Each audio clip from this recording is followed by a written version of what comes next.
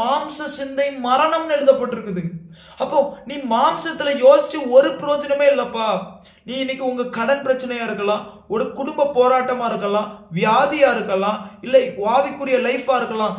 எந்த காரியம்னாலும் ஒண்ணு தெரிஞ்சுக்கோங்க, நீங்க மாம்சத்துல யோசிச்சு பிரயோஜனமே இல்ல. எல்லாமே ஆவிக்குரிய சிந்தையோடு யோசிக்கப்பட வேண்டியது.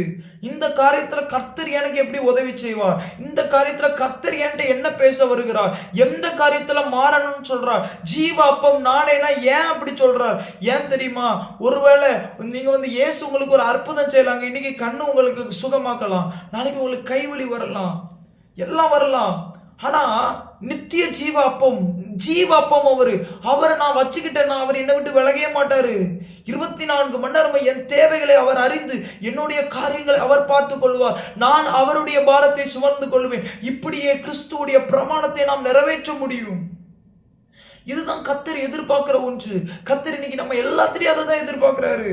அதான் சொன்னா, நான் தான் ஜீவாப்பம், என்ன சார்ந்திருங்க அப்படின்னு சொன்னா, அவன் சொல்றான், உங்களை சார்ந்து இருக்க மாட்டோம், நீர் செய்யற அற்புதத்தை சார்ந்து இருப்போம். நீர் அற்புதம் செஞ்சு முடியும், அந்த அப்பத்தை சாப்பிடுறோம், அந்த அப்பத்தை சார்ந்து இருப்போம். அப்பா முடிஞ்சா திரும்பி வரும். இது என்னங்க, தேவைக்கு மட்டும் ஏசுகிட்ட வர்றதா? கேட்டா இதுதான் நல்ல உபதேசம். கர்த்தர் சொல்ற, நீ தேவைக்கு வர்றது நல்ல உபதேசம் இல்ல.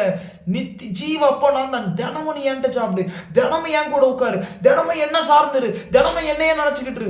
இதான் இயேசு விரும்புகிறார். இது எப்படி வாழ முடியும்? இயேசுவே நினைச்சுக்கிட்டு இருக்க முடியுமா?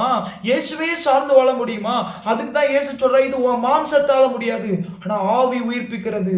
உன்னால முடியலன்னு சொல்றல, அது ஆவியானவர் ஹெல்ப் பண்ண ரெடியா இருக்கிறாருன்னு சொல்லி எழுதப்பட்டிருக்குது. நீங்க